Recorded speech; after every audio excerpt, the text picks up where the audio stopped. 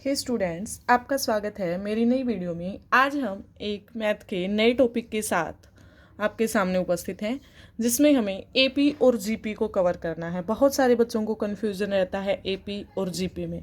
ठीक है, ये है क्या चीज़, कैसे हमें इसे सोल्व करना है, कैसे हमें इसकी पहचान करनी है, वो हम देखेंगे। एपी ये हमारे 10th में भी एक टॉपिक आता है, पूरा का पूरा चैप्टर दिया गया है एपी का। तो एपी का मतलब क्या है, ये हमारे पास है अर्थमेटिक प्रोग्रेशन। अर्थमेटिक प्रोग्रेशन, ठीक है। जीपी का मतलब है जियोमेट्रिक प्रोग्रेशन। ये है जियोमेट्रिक प्रोग्रेशन, ठीक है। एपी में अगर कोई भी टर्म हमें दे रखी है, मान लो इसकी जो टर्म है वो हमें ज़्यादातर मिलती हैं, हिंदी में इसको बोलते हैं समांतर श्रेणी, इसको बोलते हैं गुणेत्र श्रेणी। जो गुणा में मिलेगी, समांतर मतलब समान मिलेगी।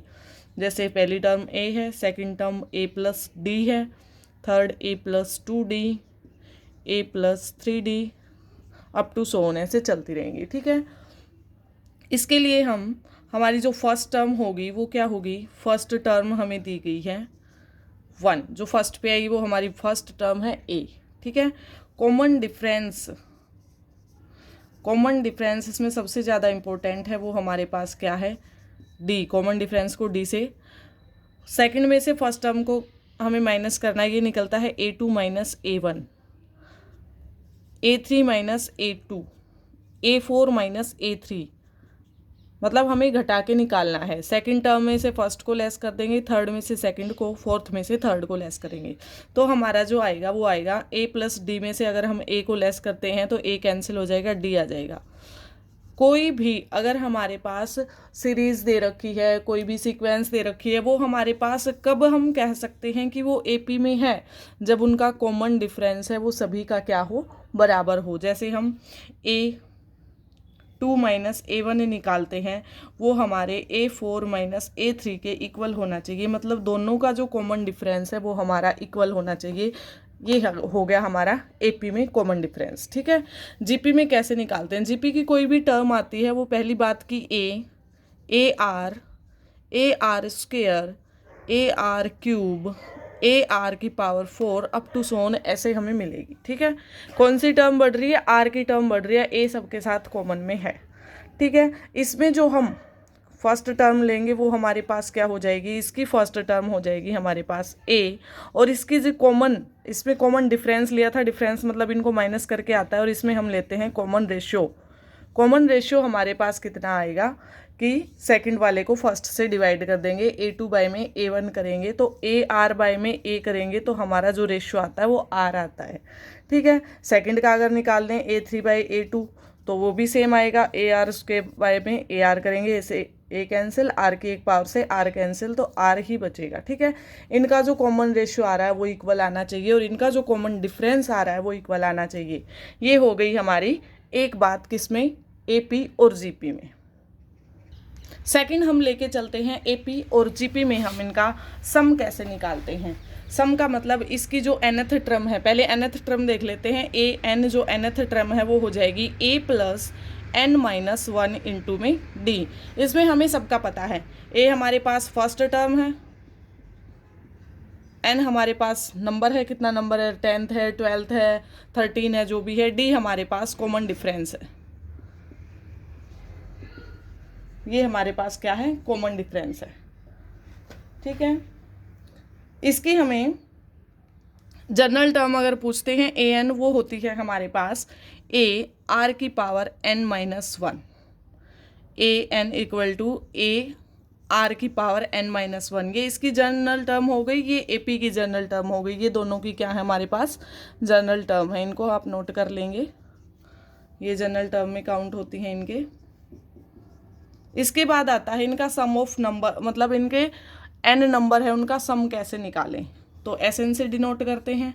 इसके दो तरीके हैं Sn को निकालने के।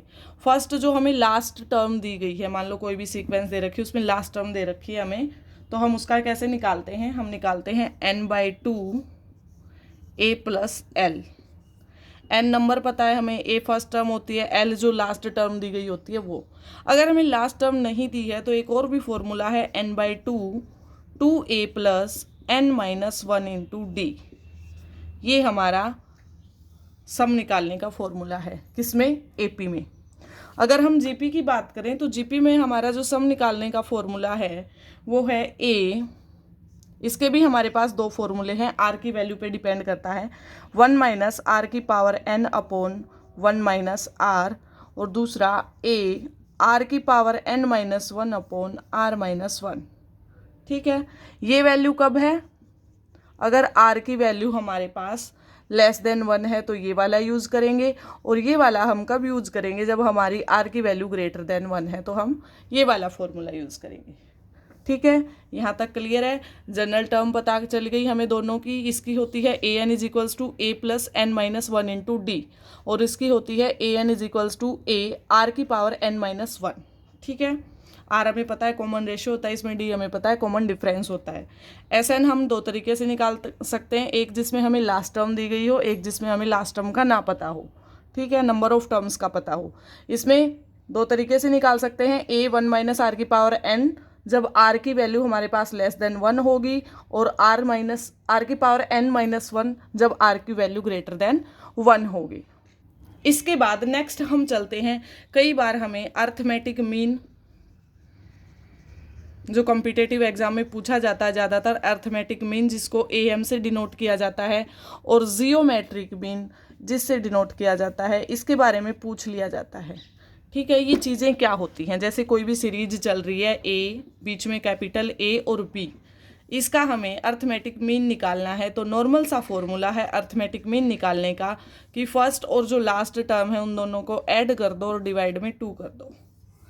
ठीक है, जियोमेट्रिक मीन निकालने का मतलब है हमारे पास कोई भी टर्म है, मान लो हमारे पास है ए कैपिटल ए और बी, यही सेम है, तो ये हमारे पास अंडर रूट ए बी आ जाएगा।